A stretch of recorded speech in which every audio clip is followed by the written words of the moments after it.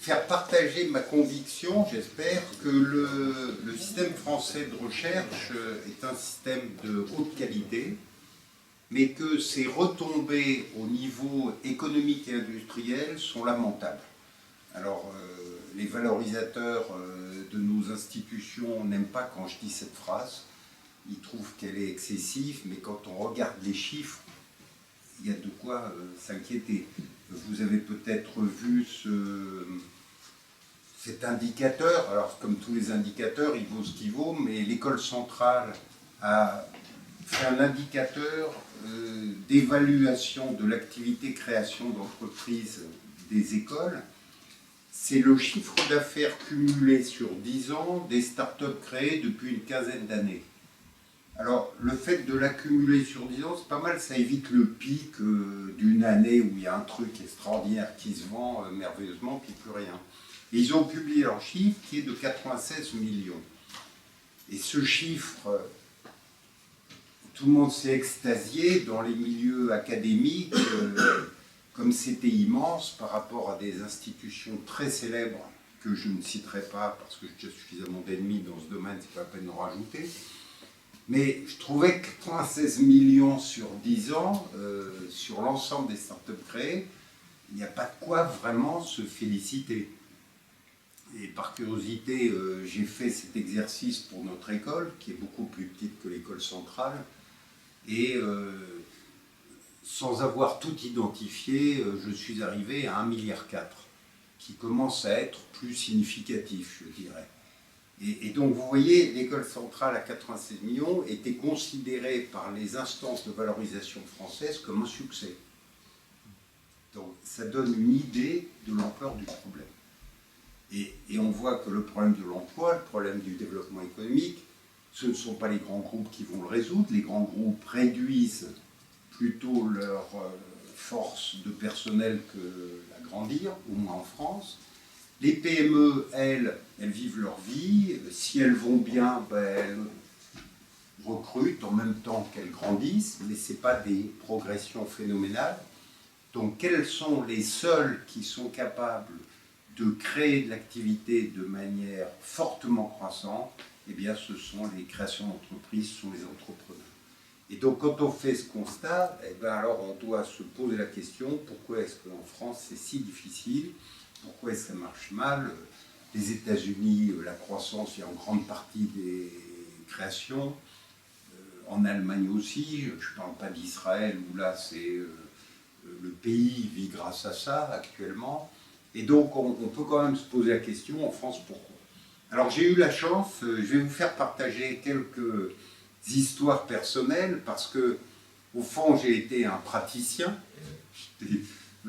Physique et chimie, ParisTech est une maison très pratique. On fait beaucoup de théorie, certes, mais on met la main à la pâte et on essaye de transformer ce qu'on a appris en réalité. Et donc j'ai eu la chance de rentrer dans cette école où il n'y avait pas de barrière psychologique entre la recherche fondamentale et l'application.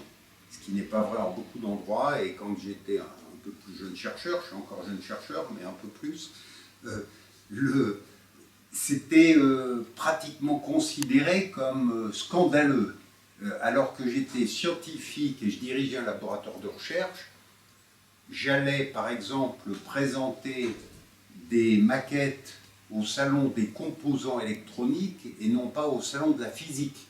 Le salon de la physique était le salon noble, le salon des composants était le salon mercantile. Et c'était, pour vous dire l'évolution qu'il y a eu quand même, l'année où j'ai fait ça, j'ai eu droit à une page dans Le Monde, le journal Le Monde. Un scientifique qui ose aller au salon des composants et pas au salon de la physique. Heureusement, on est sorti de cette période, le gap est beaucoup moins grand. Alors, quel a été très vite mon parcours? J'étais chercheur, ensuite j'ai cru faire une grande invention parce que j'avais trouvé un nouveau matériau, je plaisante souvent là-dessus, c'était un matériau qui avait des propriétés remarquables.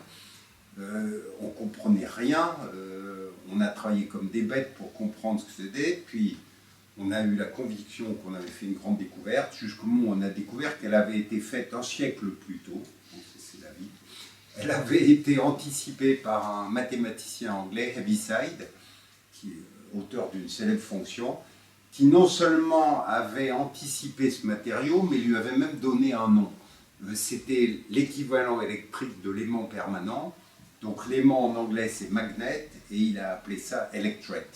Et donc on venait de redécouvrir les électrets, comme on dit en français, et certes, un siècle s'était écoulé, mais les matériaux avaient beaucoup évolué. Il y avait les polymères en particulier qui arrivaient à grande vitesse avec des propriétés que n'avaient pas les cires d'abeille ou autres produits naturels.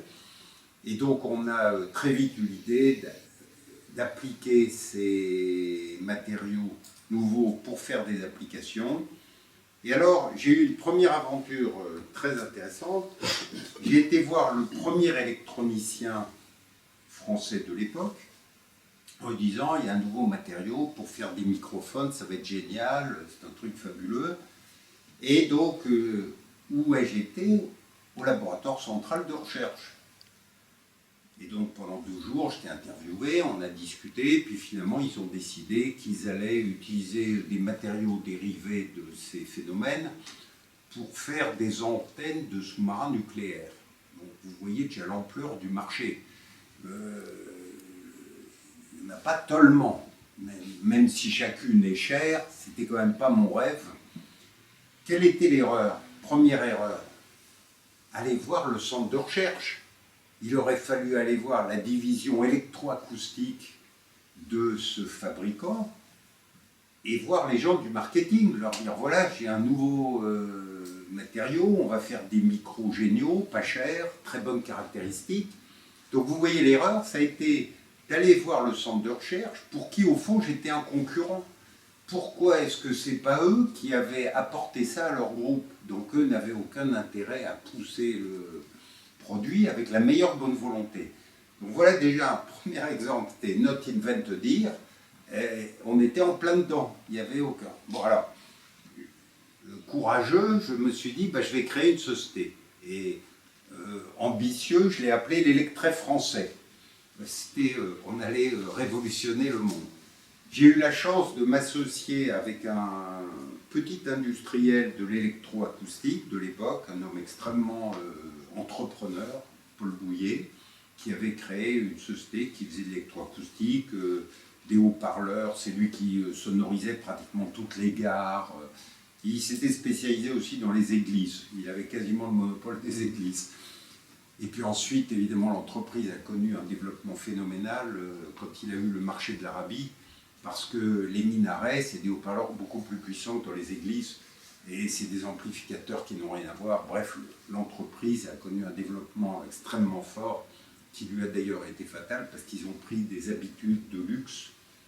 Les marges étaient tellement belles, la croissance était tellement belle, on oubliait les fondamentaux. Et ça retombe toujours à jour. Et donc, avec Bouillet, on a créé l'Électret français, et là encore, on a accumulé toutes les erreurs possibles. Et essentiellement, laquelle? Je voulais tout faire, y compris ce que je ne savais pas faire. Et y compris des choses où des tas de gens auraient pu venir s'associer à nous en apportant leurs compétences, et on aurait été parfaitement complémentaires. Donc ça a été un enseignement. Vouloir tout faire seul, c'est dangereux. Il ne faut pas hésiter à s'associer. Il vaut mieux partager à 3 un gâteau qui grandit qu'être seul sur un gâteau qui est constant ou en réduction. Et donc l'Électret français, je me suis découragé au bout d'un moment, et puis j'ai fait un accord avec une société japonaise qui est devenue le numéro 1 mondial des micro-électrets pendant un certain temps, à titre indicatif, au pic des télécommunications. Il fabriquait 500 millions de microphones par an. 500 millions. Et 40 millions par mois. Je peux vous dire, quand il y avait un problème dans une usine, il me payait tout de suite un billet d'avion première classe. Je n'avais jamais voyagé en première classe avant. Là, c'était un vrai plaisir.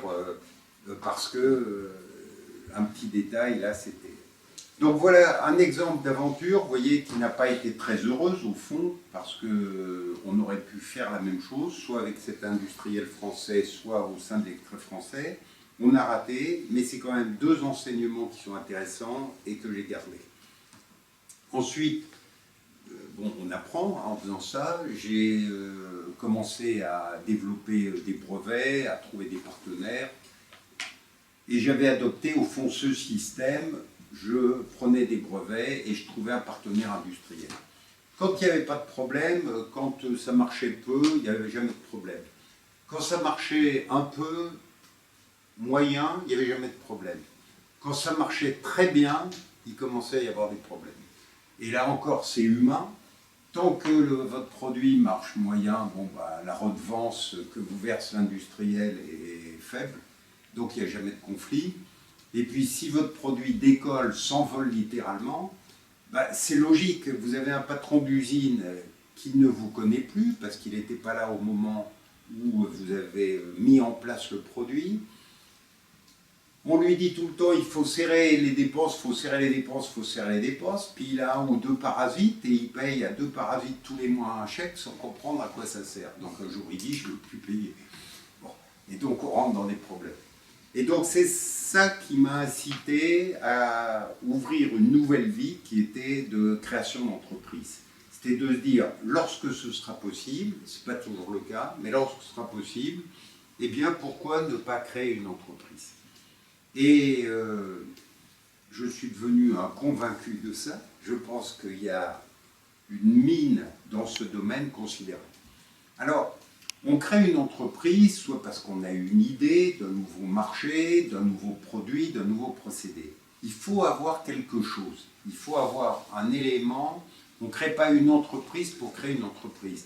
On crée une entreprise parce qu'on pense avoir quelque chose que les autres n'ont pas. Et le quelque chose peut être extrêmement varié. Ça peut être technique, ça peut être commercial, ça peut être de réseau. Et donc, c'est une décision extrêmement intéressante. Et rappelez-vous le premier échec que je vous décrivais avec l'Extrait français, il ne faut pas hésiter à s'associer avec d'autres parce qu'on pourra être complémentaires. Sachant qu'il y a quand même une contrepartie à ça, c'est il faut être sûr de l'autre. Vous vous associez à quelqu'un, c'est pire qu'un mariage. Vous êtes avec quelqu'un que vous pensiez connaître, et le mieux vous le connaîtrez, le mieux vous vous porterez. Parce que vous allez découvrir que dans les problèmes d'entreprise, il y a forcément des problèmes d'argent, et vous pouvez découvrir des facettes déplaisantes de vos partenaires face aux problèmes d'argent. Donc, le mieux vous connaissez. Donc, vous voyez, ça semble contradictoire. Je vous ai dit, essayez de faire les choses avec des partenaires parce que vous serez plusieurs. Il y a des moments difficiles et c'est agréable de pouvoir partager les moments difficiles à plusieurs. Attention néanmoins de ne pas vous associer à n'importe qui. Vous rencontrez quelqu'un, ça a l'air génial. Essayez de mieux vous connaître parce qu'il peut y avoir des surprises. Alors moi, globalement, j'ai eu de la chance, donc je ne me plains pas de ça. Lorsque j'ai eu des problèmes avec mes partenaires, c'était pour d'autres raisons. Et je raconte une anecdote parce qu'elle est aussi intéressante quand vous travaillerez avec de la recherche publique, et je vais venir plus en détail. Le chercheur, par définition, il veut toujours faire mieux. Et donc, il a un truc qui est déjà pas mal, et vous dites, bon allez, on va lancer ça, ah non, non, je vais faire mieux. Bon, mais à un moment, il faut arrêter de vouloir faire mieux, il faut aborder le marché, tester le marché, voir si le marché répond, et puis améliorer le produit ou le procédé. Le fait de démarrer ne veut pas dire que c'est fini. Avec le chercheur, on a souvent la difficulté qu'il veut faire mieux. Je le dis d'autant plus que je suis moi-même chercheur, donc j'ai moi aussi ce désir, mais je l'ai surmonté. Alors je raconte une anecdote avec Georges Charpak, donc, qui était dans mon laboratoire. On avait créé une entreprise, Biospace. qui faisait de l'instrumentation médicale. Et Georges était un homme fabuleux, c'était un homme extraordinaire pour ceux qui l'ont connu, mais après quelques années, je disais à tous les amis devant Georges, si je peux vous donner un conseil, jamais ne vous associez avec Georges Charpak en affaires. Il est une catastrophe. Pourquoi? Parce que tout le temps, il pensait à autre chose. Il était très inventif. Et donc, en permanence, on avait à peine fini le prototype qui disait « Ah bon, on va réfléchir au suivant ». Et je raconte cette anecdote, certains l'ont peut-être entendu, on cherchait à lever des fonds. C'était pas tellement facile. Et chaque fois qu'il venait, dans la discussion avec les investisseurs, il me tuait le deal, avant même que le deal soit fait. Et donc, un jour, j'avais réussi à avoir un rendez-vous dans une célèbre banque du boulevard Haussmann. Et je lui avais dit, Georges, s'il te plaît, ne viens pas. J'y vais seul. Et il m'avait dit, je sais, je dis des bêtises, je ne viendrai pas. Et le jour du rendez-vous, je m'apprête à partir de mon bureau à l'école pour aller à ce rendez-vous. Et puis, je vois Georges qui est dans le bureau de mon assistante, là, à traîner, à regarder des papiers. Alors, je lui demande, tu fais quoi? Il me dit, rien, j'étais là. Je lui dis, je sais, tu attends, tu espères venir avec moi. Ah, il me dit, je te promets, je ne dirai pas un mot. Je lui dis, je sais que je fais une erreur, mais viens. Il vient, il ne dit pas un mot. La matinée se passe merveilleusement, l'ambiance du tonnerre. C'était quasiment, vous avez besoin de combien, je vous fais le chèque. Il nous invite à déjeuner dans le superbe restaurant de la direction, au dernier étage de ce bel immeuble ancien du boulevard Haussmann. Et la nourriture délicieuse, des vins excellents, l'ambiance se détend. Et à un moment, Georges, tellement content, dit écoutez, vous ne savez pas comme je suis content, on va enfin pouvoir travailler ensemble, on va faire plein de trucs géniaux. D'ailleurs, tout ce que vous a dit Jacques, oubliez, j'ai beaucoup mieux. Je sens mon cœur au bord de la crise cardiaque. Je vois la tête des gens autour de la table qui ne rigolent plus du tout. Bon, le repas finit un peu glacial. Et au moment de partir, le chef de la négociation me dit « Quand vous serez décidé sur ce que vous voulez qu'on finance, vous nous ferez signe. » Et en partant, je me dis « J'ai fait une bêtise. » Je lui dis « T'appelles ça comme tu veux, mais c'est pas eux qui vont nous financer. » Vous voyez, l'idée, il était tellement content qu'on allait avoir un groupe financier connu qui allait nous soutenir. Il disait déjà, bon, bah, tout ce que Jacques vous a décrit, c'est le passé, oubliez. Donc, vous voyez, le chercheur, très important, mais attention, il faut à un moment dire stop, on tente ça. Et on reverra des exemples concrets. Autre problème avec... alors, le chercheur, il est formidable, donc on vient de voir, c'est lui qui porte l'innovation. Je vais maintenant vous dire le contraire de ce que je viens de vous dire. N'oubliez pas le chercheur dans votre développement, parce que c'est lui qui a la connaissance. Et donc, beaucoup d'établissements publics de recherche qui ont un service valorisation, ils prennent l'invention, le brevet que le chercheur a déposé. Et ils disent, on va valoriser ce brevet, maintenant on s'occupe de tout, Eh bien, ce n'est pas une bonne méthode.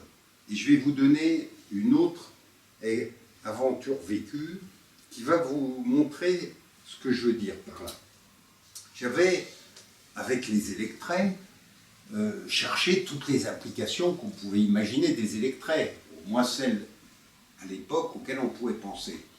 Bien sûr, il y avait eu les microphones, mais je m'étais dit, on va faire des claviers. Le monde des claviers explosait. Il y avait eu l'arrivée, à l'époque, il y avait ce qu'on appelait les mainframes, qui étaient des gros ordinateurs avec plein de consoles. Ils avaient tous besoin de claviers. Le clavier était un produit récent, parce qu'avant, il y avait des machines mécaniques. Quand on tapait, ça actionnait des leviers qui tapaient sur le ruban de carbone. Puis IBM et Honeywell avaient introduit des machines électriques, c'était une nouveauté. On avait dissocié la fonction capteur, le clavier c'est un capteur, de la fonction actionneur qui était tapée dans le ruban. Et donc, ça avait été le début de cette évolution, et les ordinateurs, évidemment, ont amené des claviers qui n'étaient plus que des capteurs. On avait totalement dissocié la fonction saisie de la fonction action.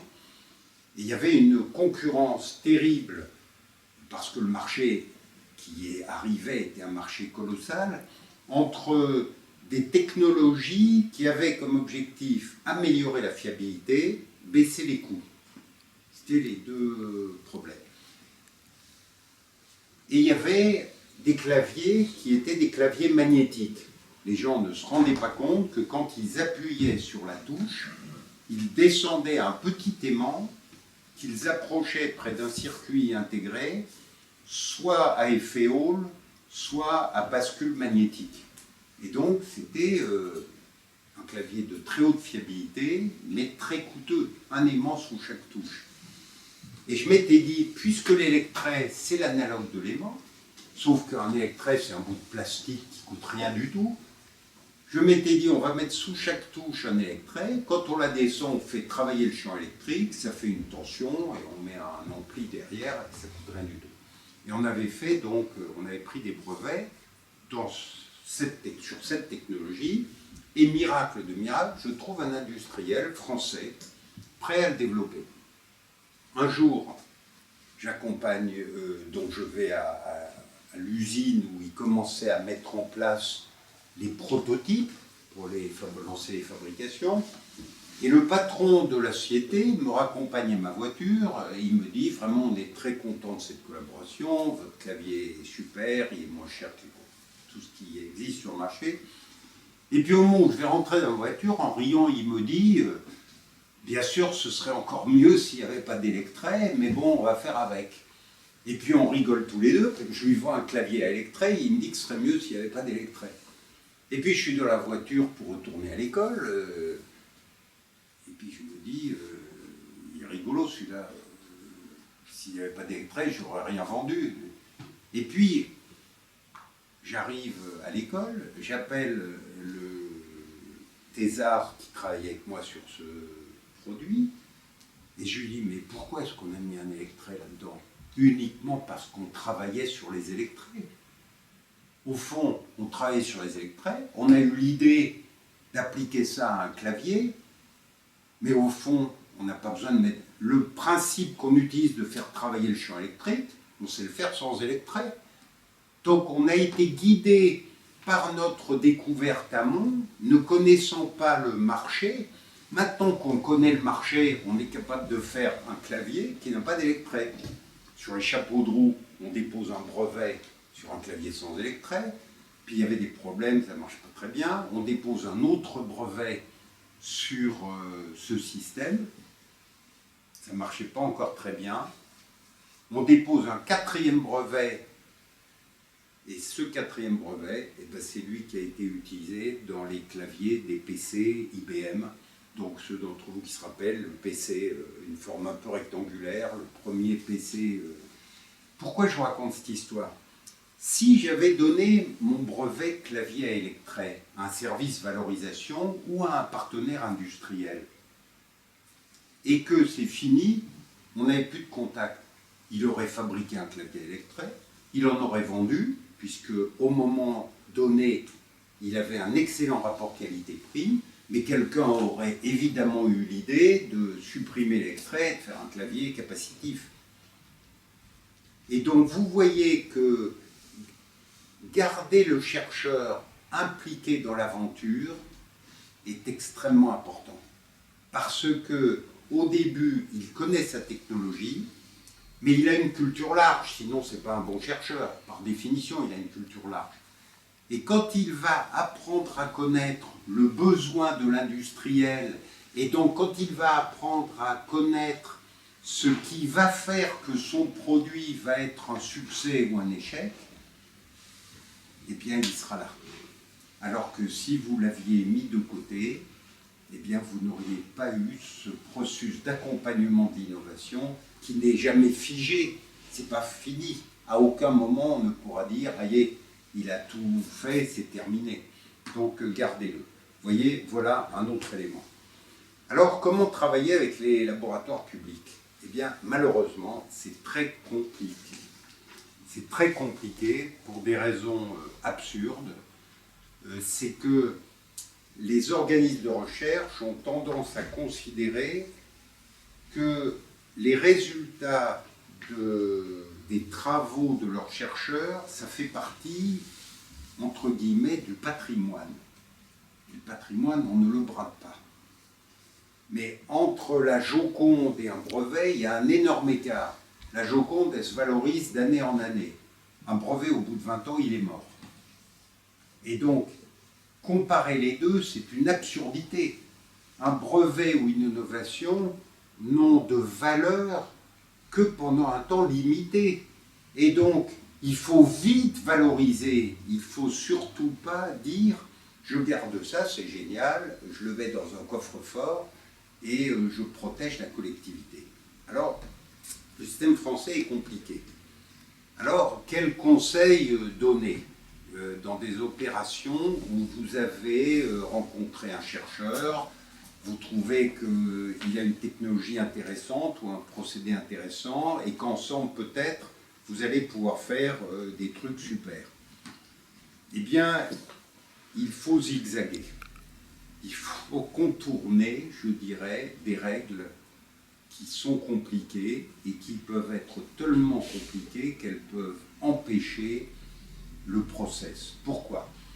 Parce qu'un chercheur, dans son organisme, à quelques exceptions près, dans l'école de physique et chimie, les brevets appartiennent à son organisme. Conséquence, si vous décidez ou s'il décide de créer une start-up, il lui faut une licence de ses propres brevets, puisqu'ils appartiennent à son établissement. Eh bien, la négociation d'une licence peut durer typiquement entre 3 mois et 3 ans. 3 mois et 3 ans. Négocier pendant 2 ans une licence, c'est une aberration totale. Dans le domaine high-tech, il ne faut pas dire après, le chercheur il est pas courageux, il ne se lance pas. Quand il a attendu 2 ans, il dit terminé, moi je préfère publier. Donc vous voyez, ça veut dire qu'il va y avoir un petit exercice là, soit de conviction pour convaincre l'organisme d'agir plus vite, et c'est possible, soit un exercice de contournement de l'obstacle. Deuxième point, si vous voulez impliquer le chercheur dans l'entreprise, vous tombez sous le coup d'une autre loi, il faut qu'il ait l'accord de son établissement et ça risque de remonter jusqu'à la commission déontologie. Alors, quoi faire? Soit on suit la loi et on fait la demande et ça remonte et c'est un processus qui peut prendre au minimum 1 an. Vous voyez les constantes de temps qui sont totalement hors du monde de la high-tech. On voit que la France, on comprend qu'elle a des problèmes. Alors, qu'est-ce que je conseille parfois aux chercheurs qui viennent me voir? Je leur demande, est-ce que vous avez un père en qui vous avez confiance, ou un frère, ou une sœur? Alors, ils me disent pourquoi. Je leur dis, parce qu'au moins, pendant un certain temps, ce sera tellement plus facile si c'est eux qui portent les actions de la société. Alors, ne répétez pas ça. Mais c'est beaucoup plus facile. Alors, j'y étais, avant que le gouvernement ne change, au mois d'avril, février-mars dernier, le gouvernement m'avait demandé de faire une analyse des difficultés de la valorisation de la recherche publique. Et donc je devais faire un pré-rapport à Matignon. Et donc de manière un peu humoristique, je demande à la salle, la petite salle où on était réunis, est-ce que je peux parler librement? Alors, ils me disent oui, c'est pour ça qu'on vous demande ce rapport. Je dis bon, ben, je vais parler librement. Après avoir raconté quelques-unes des méthodes qu'on utilise couramment pour contourner les lois, ils ont dit il vaut mieux qu'on n'entende plus ce que vous dites. on ne sait pas, on n'a pas entendu ce que vous avez dit. Bon, le lendemain, ils m'ont téléphoné, ils m'ont demandé est-ce que ça vous ennuie qu'on mette un inspecteur général des finances à vos côtés pour essayer de, non pas pour vous embêter, m'ont-ils dit, mais pour essayer de proposer des lois qui permettent de faire évoluer le système. Donc c'était plutôt positif. Malheureusement, entre-temps, il y a eu un changement, puis ce n'était plus la priorité du moment. Donc vous voyez, voilà quelques petits problèmes qui sont de vrais problèmes. Vous avez envie d'un brevet qu'un établissement a pris parce que vous allez avoir besoin de ces technologies. Ne soyez pas timide, allez voir le responsable local, s'il est bon, allez-y. S'il n'est pas bon, court-circuitez-le, passez le cran dessus. Ne soyez pas bloqué parce que vous êtes tombé sur un abruti qui estime qu'il a les joyaux de la République dans ses mains et que soit il vous les vend à un prix qui n'a aucun sens, soit il vous met des royalties qui n'ont aucun sens. Vous êtes bien assis. J'ai entendu des responsables de valorisation proposer à des chercheurs qui voulaient créer leur entreprise de leur donner une licence moyennant un taux de redevance, vous savez de combien? 25%. Trouvez-moi une entreprise dont la dernière ligne, résultat net, est 25% du chiffre d'affaires. Il n'y en a pas beaucoup. Si vous enlevez 25% de la première ligne, pas la peine de vous fatiguer à créer l'entreprise. Donc, celui qui ose dire une chose pareille, qui ose poser une question pareille, ça veut dire qu'il n'a jamais vu une entreprise. Il ne sait pas ce que c'est. Il pense que l'entreprise, ça gagne, l'argent tombe du ciel, et puis ce truand de capitalistes profiteurs, on va le faire payer. C'est pas... Donc, dans des situations de ce genre, n'hésitez pas à remonter. Moi, je peux vous dire que celui qui avait demandé 25%, le chercheur m'a demandé « Est-ce que tu pourrais m'aider dans la négociation ?» Vous savez à combien je suis arrivé? 2,5. C'est pas une négociation, 25 à 2,5. De 5 à 2,5, c'est une négociation. De 25 à 2,5, c'est n'importe quoi. Donc, j'aurais peut-être même pu tomber à 1. On n'est plus dans les chiffres, ça n'a plus aucun sens. Donc voilà, vous voyez, ce sont des conseils très pratiques parce qu'ils sont basés sur du vécu pour le bien et pour le mal. Est-ce que maintenant, ça vaut la peine de créer des entreprises? La réponse est oui, catégoriquement. D'abord, vous allez vous amuser terriblement, vous n'allez pas dormir, votre femme va se fâcher avec vous. Vous allez avoir toutes les joies de la vie, au moins vous allez la vivre intensément, mais vous avez de vraies opportunités. Quand vous voyez les boîtes que j'ai créées, qui n'ont pas toutes réussi, il faut accepter qu'il va y avoir des échecs. Ne partez pas avec l'idée, moi je ne refuse l'échec. L'échec fait partie de la vie, et donc il fait partie de l'aventure. Vous devez accepter que de temps en temps, ça ne marchera pas. L'énorme différence, quand vous prenez un billet de loterie, vous risquez d'avoir un échec, mais vous ne pouvez rien faire en positif ou en négatif. Vous êtes totalement dépendant du sort. Quand vous créez une boîte, vous avez la chance qui joue. La chance, c'est un facteur de la vie contre lequel on ne peut rien. Mais il n'y a pas que ça. Il y a votre travail, votre intelligence. J'ai créé une boîte, elle a été citée tout à l'heure, j'en parle, je l'ai vendue. C'était dans le domaine des télécommunications. Tout le monde m'a dit, tu te lances en télécommunications, il y a Alcatel, il y a Nortel, tous les géants, qu'est-ce que tu vas faire dans le domaine des télécommunications? Mais on avait des idées, on avait une idée qui était que le monde extérieur commençait à être lié par Internet. Le monde de la maison, on n'allait pas mettre des fils dans tous les sens. Donc on s'était dit, on va faire de la radio à la maison et Internet vers le monde extérieur. Et donc on s'était dit, il faut qu'on choisisse un protocole radio. Il y avait un nouveau protocole radio qui était en train de décoller, qui s'appelait Bluetooth. Et on était des fans de Bluetooth. On trouvait Bluetooth une super norme.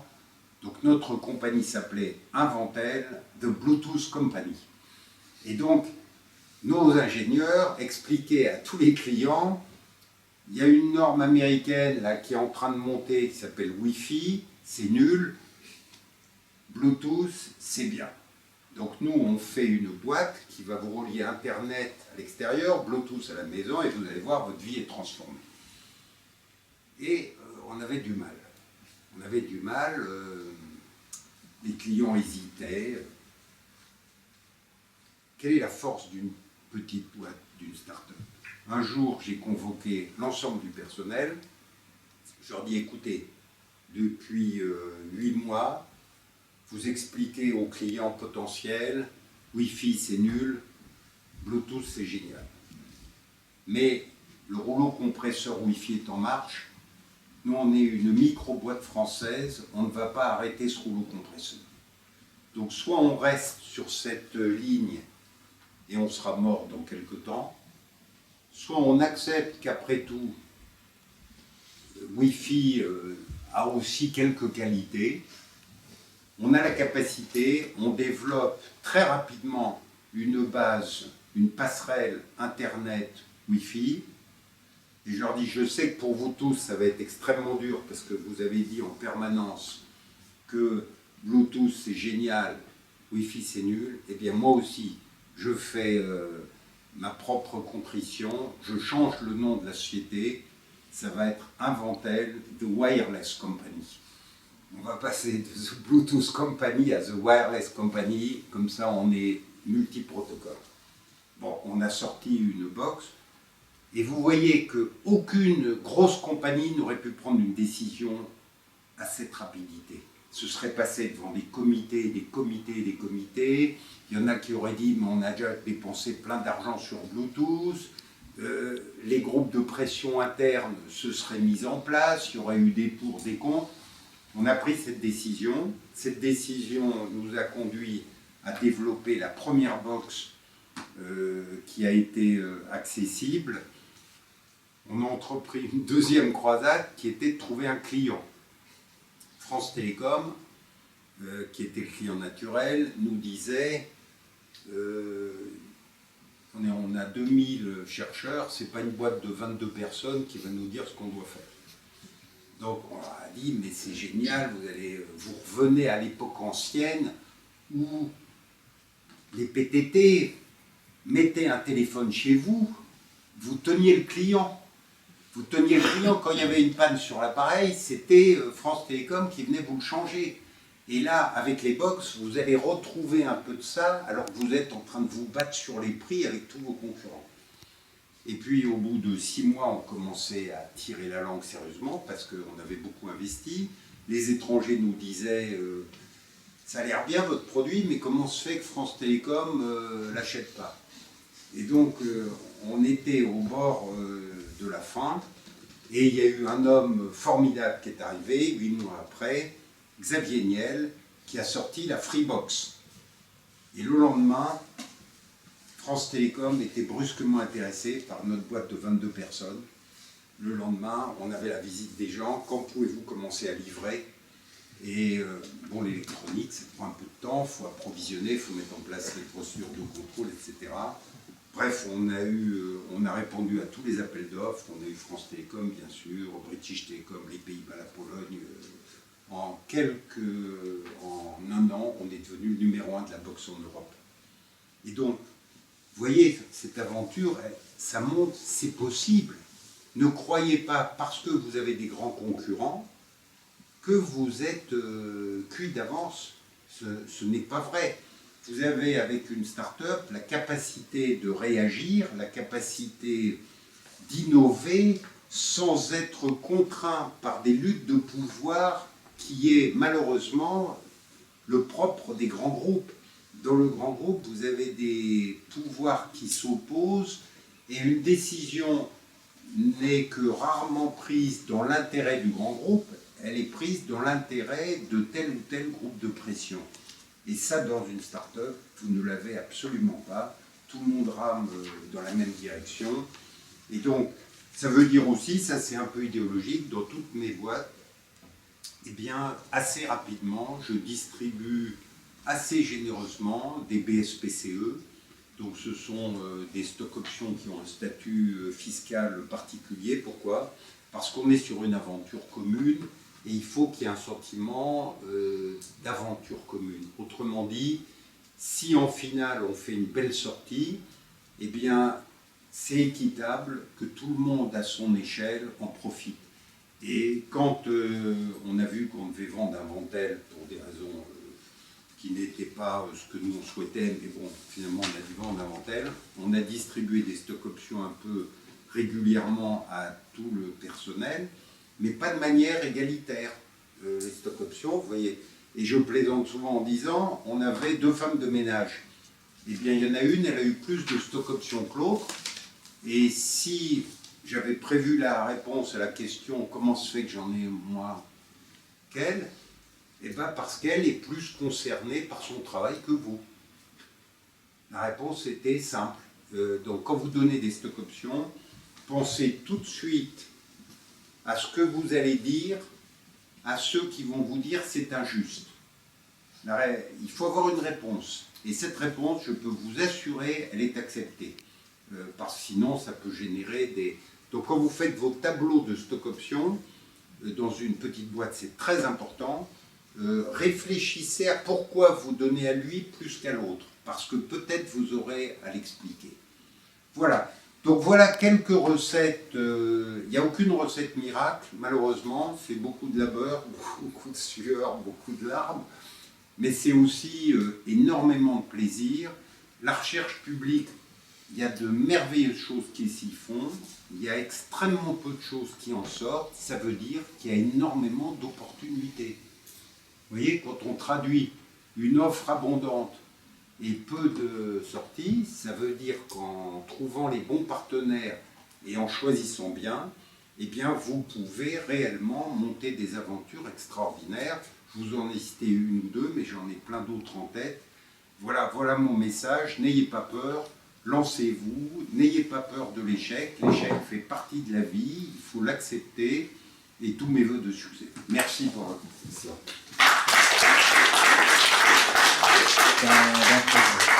Est-ce qu'il n'y a pas, de la part de beaucoup, enfin de certains, je ne vais pas dire beaucoup, de certains chercheurs du secteur public, une réticence à s'associer à des entreprises industrielles De moins en moins. Il y a quelques années, oui. Ben, je vous dis, une page du Monde, comment un chercheur avait osé aller au salon des composants? Aujourd'hui, c'est impensable. Aujourd'hui, ça n'existerait plus. Donc, il y a eu une énorme évolution. Il y a encore des écoles ou des laboratoires où il y a encore ce préjugé un peu. J'ai fait un exposé dans une école parisienne très célèbre. Les gens m'ont dit, nous on travaille pour le progrès de l'humanité, on ne travaille pas pour s'enrichir. Je dis, mais l'un n'empêche pas l'autre. Et je cite souvent les Curie. Les Curie sont toujours cités comme des chercheurs qui travaillaient pour le progrès de l'homme et qui, à ce titre, n'ont jamais pris de brevet. Et quand j'entends ça, je dis aux gens qui le disent, et j'ai interrompu dans une conférence Claude Huriet, le patron de l'Institut Curie, qui est un type formidable par ailleurs. Je lui ai dit, Claude, est-ce que je peux vous inviter à l'école chez nous? Il m'a dit, pourquoi? Parce que j'ai créé ce qu'on appelle l'espace des sciences, l'espace Pierre-Gilles de Gênes, où on accueille le public et les enfants. Et j'ai présenté là 3 appareils. Et je plaisante toujours en disant, ces 3 appareils qui sont présentés pour passer un message politique. Pourquoi? Ces 3 appareils ont été brevetés par les Curie et fabriqués sous licence Curie, et ils ont touché des redevances là-dessus. Et donc, quand on dit les Curie n'ont jamais pris de brevet, c'est un mauvais message et c'est un mensonge. Donc, vous voyez, c'est paradoxal. On a voulu en France, heureusement de moins en moins, dissocier l'aspect le chercheur éthéré qui vit dans un monde et puis le monde de l'argent.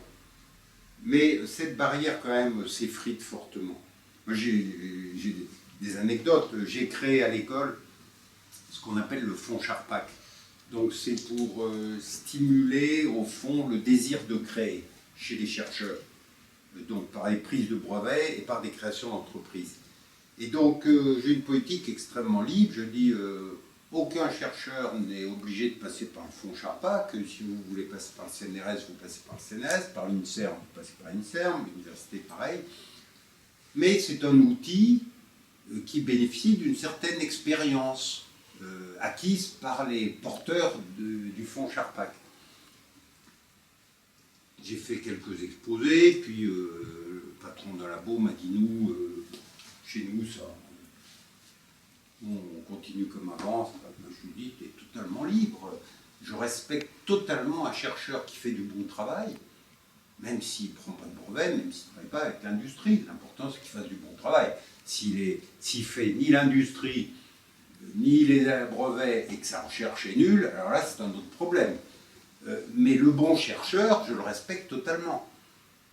Eh bien, ça va vous faire rire. J'ai la visite de chercheurs de son labo qui viennent maintenant me voir pour me poser des questions. J'ai trouvé ce truc-là, est-ce que ça pourrait avoir une application? Et je peux vous assurer que c'était un labo. Vous parliez encore il y a 6 mois application, ils vous regardaient comme si vous étiez un vendu total. Maintenant, j'ai des chercheurs qui viennent me voir et je leur dis, vous savez que moi, je ne ferai rien dans le dos de votre patron du labo. Mais ils m'ont dit, non, il n'y a pas de problème, on lui a dit qu'on venait vous voir. Et donc, c'est en train d'évoluer. Et ça évolue fortement, fortement. Et puis alors là, j'ai une aventure, toujours avec le fonds Charpak. Donc pour la première fois, je regarde, parce qu'à l'école chez nous, il n'y a jamais eu ce préjugé, à part quelques labos un peu théoriciens, il n'y a pas eu ce préjugé, relations académiques, industrielles. Et donc, il y a quelques labos pour lesquels il n'y avait aucun souci. Mon labo, il n'y avait aucun souci, Mathias Fink, Jérôme Bivet, je peux en citer la moitié, disons, il n'y avait aucun souci. Mais les autres, parfois, il y avait une déconnexion ou un désintérêt. Un de ces labos est passé par le fonds Charpak pour prendre un brevet. Et c'est un miracle. En moins d'1 an, j'ai une idée d'un industriel qui pourrait être intéressé, alors que le brevet n'est même pas encore délivré. Que va-t-il se passer ? Je suis en train de négocier le contrat. On va vendre une licence. On va donc recevoir un certain cash. C'est un gros industriel, on peut lui faire payer un cash qui n'est pas énorme, mais quand même. Sur ce cash, on va en repayer une partie aux chercheurs. Je ne vous dis pas l'effet que ça va produire à l'intérieur de l'écosystème. Parce qu'on ne va pas le cacher, contrairement au CNRS qui avait honte de Pierre Potier, qui était le plus grand inventeur du CNRS et qui n'osait pas dire ce qu'il gagnait. Nous, on va en parler. Ça va être une onde de choc. Les gens vont se dire, tiens, mais ce chercheur, il est reconnu comme un bon chercheur. Et en plus, il gagne de l'argent. Donc, vous voyez, ce processus, je pense, est en train de fait changer les mentalités. Oui, les mentalités sont en train de changer. J'ai eu l'expérience aussi de l'INSERM Transfert, Oui, qui a beaucoup évolué sur beaucoup ces sujets, évolué. et notamment qui prend des participations, c'est-à-dire qu'ils ne demandent même pas de licence, ils se font rémunérer en participation, ce qui n'est pas idiot du tout, parce que du coup, mais si c'est ça tout marche bien, nouveau. oui, Et ça date d'il y a 2-3 ans. Oui, oui, Donc, exactement. nous, on a eu cette expérience avec Exactement. le cardio spécialisé dans le Exactement. cardio, Et c'est ce que fait le fonds très bien. Charpak. C'est très bien. On Mais donne c'est vrai que c'est gratuitement le relativement brevet. récent. Et c'est une méthode. C'est récent. Oui. J'ai une question sur la recherche médicale et pharmaceutique. Est-ce que c'est les mêmes constats dans ces univers-là ou est-ce que... Oui, c'est Transfert, justement. les mêmes constats. Je pense qu'on retrouve à peu près les mêmes problèmes. Alors, avec quelques contraintes supplémentaires. En pharmaceutique, vous avez le problème d'abord des différentes phases de test. Donc vous êtes en phase 1, À une époque, même en phase 1, vous pouviez vendre le truc à un grand groupe. Bon, ils vous payaient une étude, votre start-up vivait parce qu'elle avait un gros contrat avec une Big Pharma. Aujourd'hui, c'est fini. Il n'y a plus une Big Pharma qui va vous prendre un truc en phase 1. Donc, c'est plus dur. Il faut aller au moins en phase 2 et souvent en phase 3. Pourquoi? Parce que les Big Pharma avaient fait le raisonnement il y a quelques années. La recherche me coûte hyper cher chez moi. Je laisse le venture payer des milliers de startups. Il y en a 98% qui vont mourir. C'est pas moi qui les aurais payés. Et les 2% qui auront réussi, je les rachète à un gros paquet, puisque je n'aurais pas dépensé pendant des années. Et regardez Sanofi qui a racheté pour plusieurs milliards, je sais pas, voire dizaines de milliards, une start-up entre guillemets américaine qui était devenue une grosse boîte. Ça a été le raisonnement. Donc, sur les médicaments, si vous êtes obligé de passer par les différentes phases, c'est un peu compliqué. Dans le dispositif médical, c'est un peu moins contraignant, parce qu'en dispositif médical ou en logiciel d'application médicale, vous n'avez pas ce besoin de tests aussi poussés. Vous avez besoin du marquage CE, dispositif médical, mais c'est quand même des barrières beaucoup plus simples. Vous pensez qu'il y a beaucoup de pépites dans la recherche publique. Si la réalité c'est encore plus dur, c'est que... Je pense. Oui, il y en a beaucoup. Vous avez des vraies pépites parce que prenez une société qui fait du séquençage rapide. La technologie du séquençage rapide évolue à une vitesse phénoménale. Rappelez-vous, il y a combien d'années que Craig Venter a décrypté le génome pour la première fois? Ça a coûté 10 milliards de dollars aux contribuables américains. Maintenant, vous pouvez avoir un génome. L'objectif, c'est 1000 dollars le génome. Je ne sais pas si vous voyez le ratio en quelques années. Et donc, celui qui arrive avec une technologie, je prends cet exemple, mais il y en a beaucoup d'autres, une technologie de décryptage rapide ou de séquençage rapide, ça peut partir. Regardez une boîte qui faisait des biomarqueurs particulièrement performants. Elle a été rachetée par un des grands, maintenant il n'y a plus beaucoup de grands dans le domaine, elle a été rachetée pour plusieurs centaines de millions, alors qu'elle en était au tout début. Donc il y a de vraies opportunités encore, de vraies pépites. Là vous avez une boîte, je connais, qui s'est créée à partir de chercheurs d'école normale. En plus c'est l'école normale, donc un endroit où l'argent était considéré comme... Eh bien là, ils sont en train de créer une boîte, ils ont une technologie de découpage et d'étirage de chaînes ADN. S'ils réussissent, c'est un coup où ils peuvent être très gros. S'ils ratent, ils ont raté, ils ont tenté l'aventure. Et donc je crois qu'il y a des possibilités. Alors, 8 mois pour la création, enfin pour le Bluetooth, le développement d'Invention, 8 mois, 23 personnes. La première question, financement, comment est-ce que vous allez financer 23 personnes pendant 8 mois sans avoir de produits qui se vendent? très bonne question. Et deuxième question, quels sont les profils? C'est-à-dire, est-ce que c'était des profils plutôt seniors? Est-ce que, en particulier dans le marketing? Très bonne, et deux très bonnes questions. Première question, en fait, comme on savait que ça allait prendre du temps pour vendre d'abord la mettre au point, cette technologie, et ensuite la vendre, et la vente a été plus dure que ce qu'on croyait, à cause de ce délai du mois où personne ne voulait nous acheter, on avait d'autres lignes de produits. Et on avait, pour gagner notre vie, donc ça c'est souvent mon modèle. Alors, il a beaucoup de qualités, il a quelques défauts, je vais être honnête, et je vais d'abord commencer par les qualités. C'est le modèle que j'aime, mais je vous dirais, pour être honnête, qu'il a quelques défauts. Le modèle que j'aime, c'est un modèle dans lequel, le plus vite possible, on gagne un peu sa vie. Alors on la gagne en faisant du service, en vendant quelque chose. Voilà. J'aime qu'il y ait un peu de recettes. Pourquoi? Parce que le plus longtemps vous pouvez tenir sans faire rentrer des investisseurs, le moins vous êtes dilué. C'est mathématique. Et donc, or, plus votre société grandit, plus elle se valorise. Et donc, à fond levé égaux, vous serez moins dilué. Ça, c'est pas bon pour les business angels, mais c'est bon pour les créateurs. Puis même pour les business angels, c'est bon, parce qu'en final, l'important, c'est que tout le monde soit content.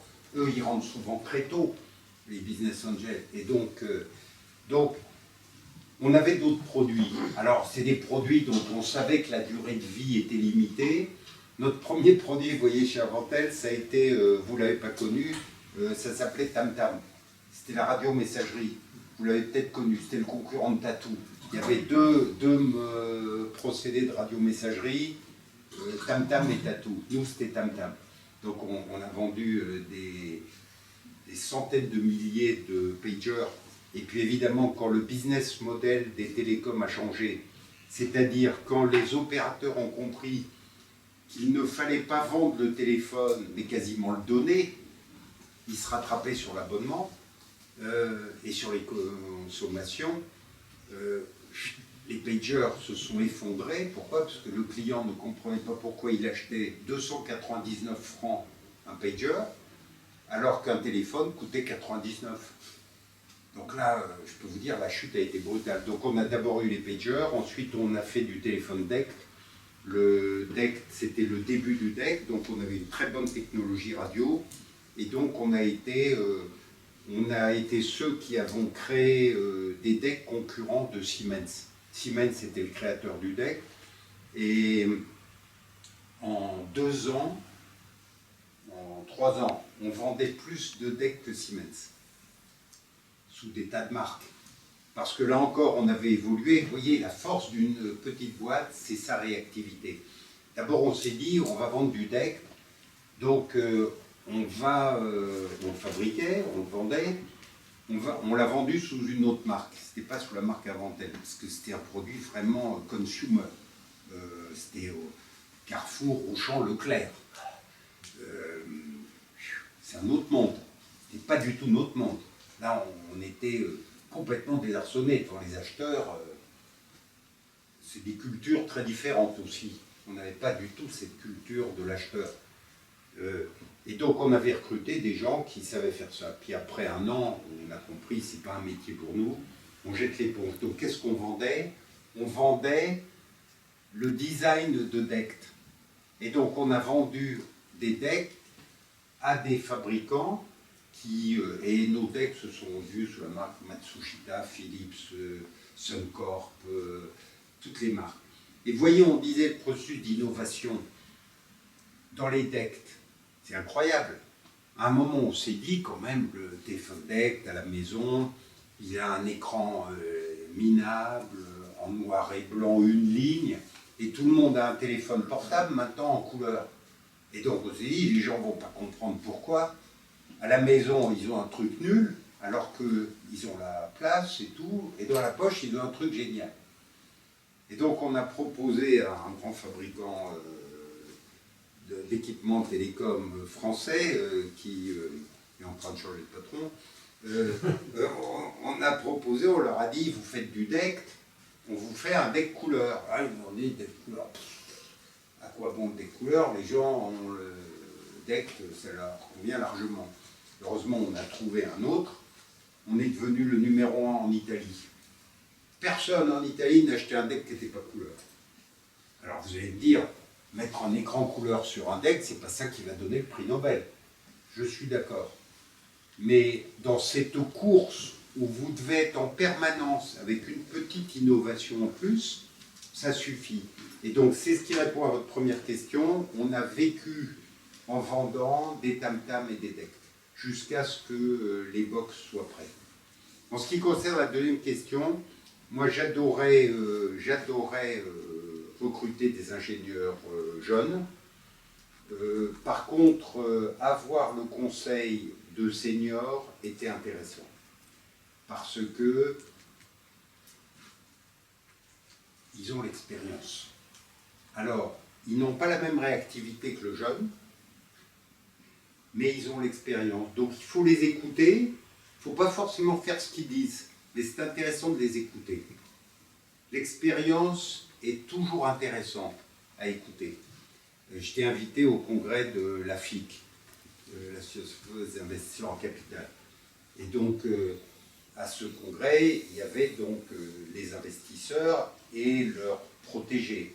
Et à la fin de mon intervention, j'ai dit maintenant je vais m'adresser à vos protégés qui sont là. Alors je leur ai dit, vous avez des investisseurs, ils sont embêtants tous les 2 mois, ils sont au conseil de surveillance, ils vous sortent des trucs, vous vous demandez d'où ils sortent, ça n'a aucun rapport avec le vrai business et tout. Je leur ai dit, écoutez-les. Ils voient beaucoup de boîtes, ils ont de l'expérience. Maintenant, ne faites pas forcément ce qu'ils disent. Parce que vous, en tant que dirigeant d'une boîte, vous devez avoir une ligne directrice. Vous devez maintenir un cap. Je vous ai montré qu'il faut savoir changer de cap. Avec l'exemple de Bluetooth Wi-Fi, il faut savoir changer de cap. Mais vous ne pouvez pas zigzaguer dans une boîte. Il faut garder un cap. Et donc ça, c'est la responsabilité des dirigeants d'entreprise. Les extérieurs, qu'ils soient conseillers ou qu'ils soient membres du board ou investisseurs, ont forcément une vision qui est plus superficielle, parce qu'ils ne sont pas plongés 24 heures sur 24 comme vous l'êtes. Comment faire pour se rapprocher des chercheurs, pour monter une boîte avec eux? C'est une très bonne question. Alors, soit, ça veut dire, je pense, ça veut dire il faut créer des réseaux. Vous voyez, c'est une très bonne question qui m'a préoccupé maintenant que j'estime avoir un peu une responsabilité collective. Au fond, je veux rendre à la collectivité un peu ce qu'elle m'a donné. J'ai eu la chance d'être à PC, où il n'y avait pas de problème, de barrière, tout ça. Avec le fonds Charpak, vous savez ce que je mets en place, et vous allez voir que ça répond un tout petit peu à votre question. J'ai mis en place donc le fonds Charpak n'est pas un fonds financier, c'est un fonds de mécénat. Donc j'ai convaincu un certain nombre de partenaires de me donner un peu d'argent. Et vous savez ce que je leur donne en échange de cet argent? Je leur donne un accès à nos chercheurs et à de l'information issue des laboratoires. Alors, ce n'est pas de l'information confidentielle, c'est-à-dire on ne dévoilera pas de choses qui ne sont pas encore brevetées, mais on fait des amphis et on reçoit donc nos partenaires mécènes individuellement. On ne fait pas d'amphi collectif avec tous les mécènes parce qu'on va orienter en fonction des désirs de chacun. Et les patrons de labo présentent ce qu'ils font. Et ça donne des idées à des gens qui ont envie. Vous voyez, c'est particulièrement bien adapté, et je le dis avec regret, aux grands groupes. Par exemple, le groupe Total. Le groupe Total, donc, est l'un de mes mécènes maintenant. On a organisé un amphi où les patrons de labo ont présenté des trucs. Bon. Eh bien, vous ne le croirez pas, 2 jours après, le responsable d'une des filiales du groupe m'a téléphoné pour prendre un rendez-vous avec un chercheur qui travaillait sur un des sujets dont on avait parlé, qui n'avait strictement rien à voir avec l'industrie pétrolière, dans le domaine de la dépendance, qui est un sujet important pour le futur. Et ils ont signé un contrat de recherche en exclusivité maintenant. Vous voyez? Donc, je pense que, alors là, c'est peut-être la solution institutionnelle que j'essaye de mettre en place. Il faut essayer d'avoir des contacts. Il faut essayer de trouver des réseaux à des endroits où il y a de l'activité. Jeter un coup d'œil aussi sur les rapports de recherche. Malheureusement, les rapports de recherche des chercheurs sont très orientés évaluation scientifique. Ils sont rarement orientés marché. Mais Ça peut être des sources d'inspiration, en fait, les rapports de recherche. Du coup, ils sont aussi publics, c'est dans les publications scientifiques. Oui, oui, les publications sont ouvertes. Donc déjà, si vous arrivez à faire cette veille, mais c'est pas facile, hein, c'est un exercice très difficile. Je pense que mon conseil serait, à partir d'idées de marché que vous pouvez avoir, de chercher par Internet, alors là on a accès à tous les centres de recherche, les chercheurs qui travaillent dans ces domaines qui vous concernent.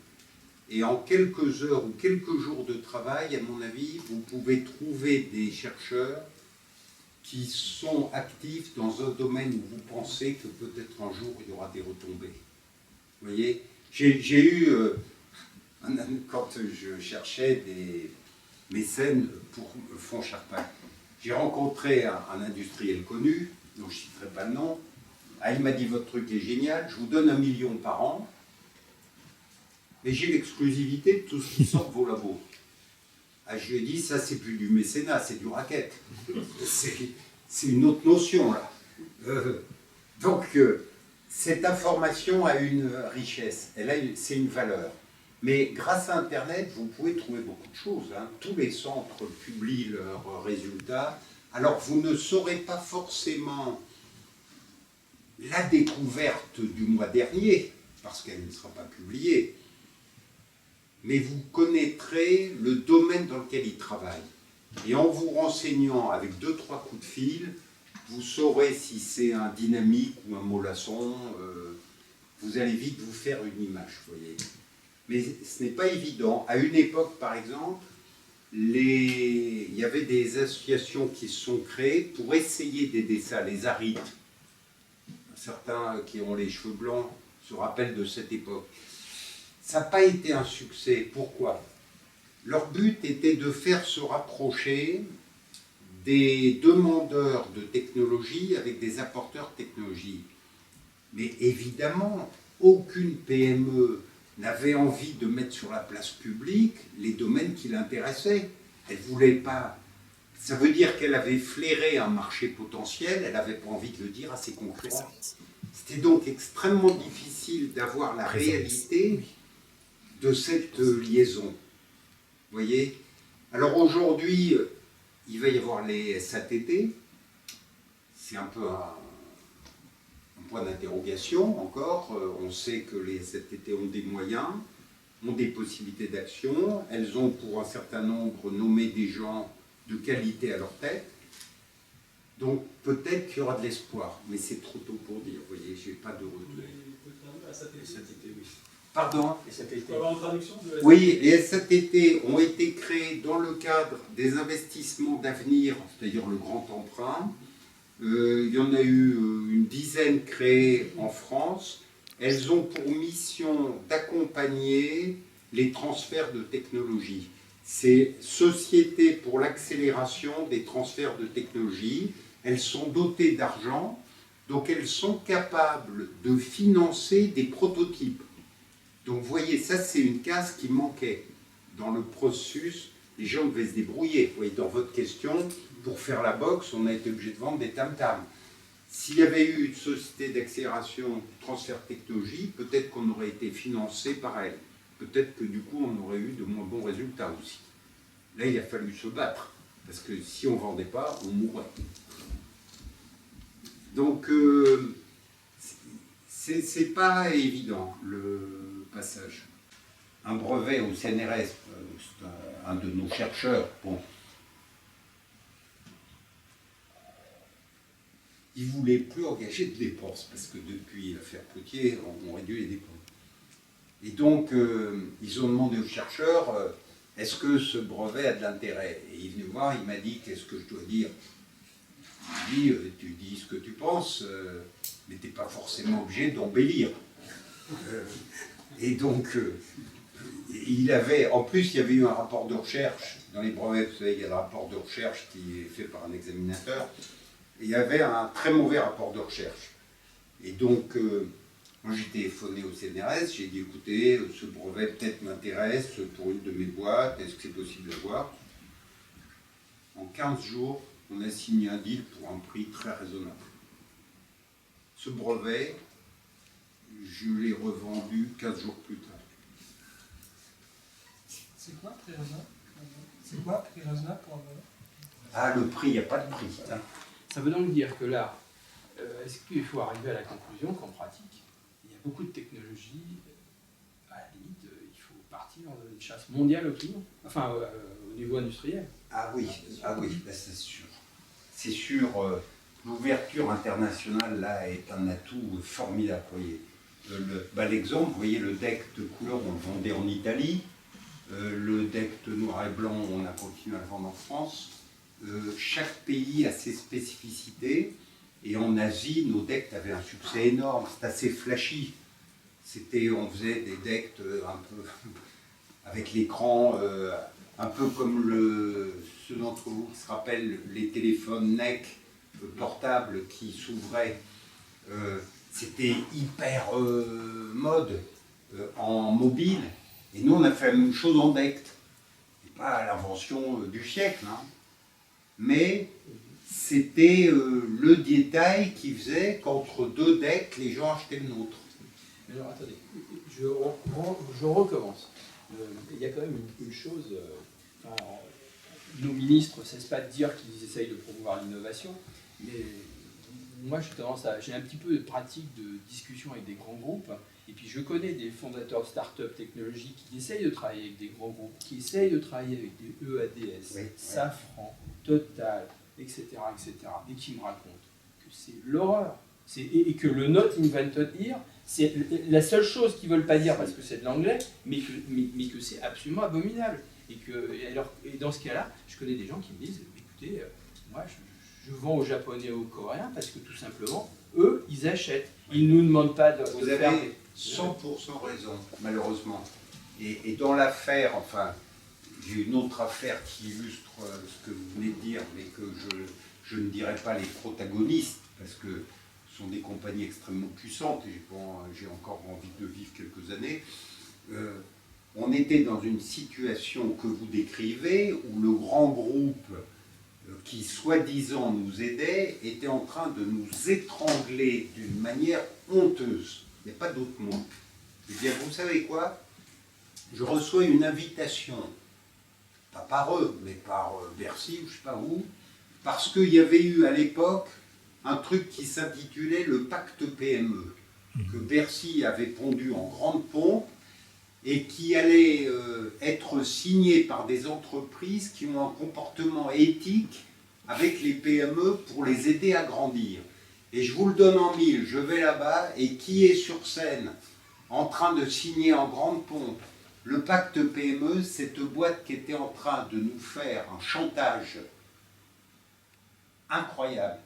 Et je dois dire qu'au cocktail, après, j'arrivais pas à boire de champagne. Il y avait un truc, ça passait pas.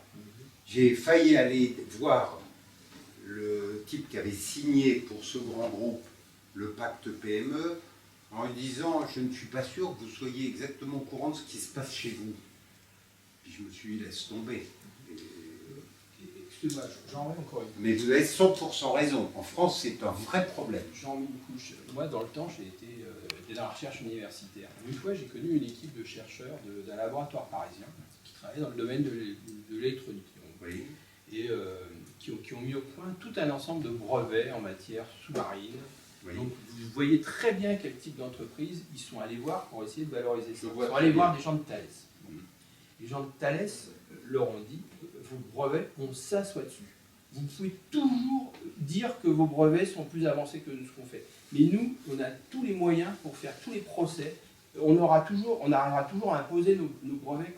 Mais alors, c'est là comment on voit quand même un petit déficit. C'est-à-dire qu'un laboratoire, il n'est absolument pas protégé par l'État contre des sociétés pareilles. Il n'y a rien qui... Eh bien, oui et non. Pour redonner une lueur d'espoir, et c'est vraiment marrant ce que vous racontez, enfin marrant, façon de parler, j'avais pris un brevet sur un système de commutation. Et c'était l'époque, alors là, très peu d'entre vous se rappellent de ça, où le monde des télécoms basculait de ce qu'on appelait la commutation spatiale à la commutation temporelle. C'est-à-dire, pendant longtemps, les centraux téléphoniques mettaient en liaison physique vos fils de téléphone avec ceux de votre correspondant. C'est ce qu'on appelait le spatial, parce qu'on établissait un chemin physique entre les deux téléphones, à travers les centraux et les autocommutateurs. Et puis, il y avait l'arrivée de l'électronique, et tout le monde se disait, quel gâchis, vous occupez des centaines, voire des milliers de kilomètres de fils, et peut-être que l'information et d'une pauvreté absolue, même si elle est d'une richesse forte, je t'aime, silence, moi aussi, silence. Évidemment, pour ceux qui le disent, c'est génial, mais en termes de nombre de bits par seconde, ça faisait un prix du mètre carré de fil colossal. Et donc tout le monde se disait, on va utiliser les transistors, qui maintenant vont vite, les mêmes fils, on va faire un peu passer de votre conversation, un peu du voisin, un peu du voisin, un peu du voisin. On allait du spatial vers ce qu'on appelait le temporel. Et c'est Alcatel qui a sorti le premier central temporel, qui a été une révolution. J'avais fait une invention, entre guillemets, un brevet, qui pouvait réaliser des matrices de commutation spatiale. Et donc, mais tout le monde savait que le spatial, il était au bout du rouleau. Mais quand même, il pouvait encore avoir quelques années. Et c'est des gros marchés, les centraux. Je reçois dans mon bureau, à l'école, la visite de la même compagnie avant qu'elle ne soit séparée en deux. Vous savez qu'elle a été Thales, c'est le nouveau nom de l'une des deux branches. Et j'ai une négociation sur mon brevet. Et il me dit exactement ce qu'il vous a dit. Ça doit être une formation école, là. Non, c'est pas moi qui l'ont dit, c'est un labo. Il me dit textuellement, assis en face de moi, il me dit maintenant, monsieur Le Winer, que les choses soient claires. Vous, vous êtes minuscule, et nous, on est un géant. Alors vous ferez ce qu'on veut.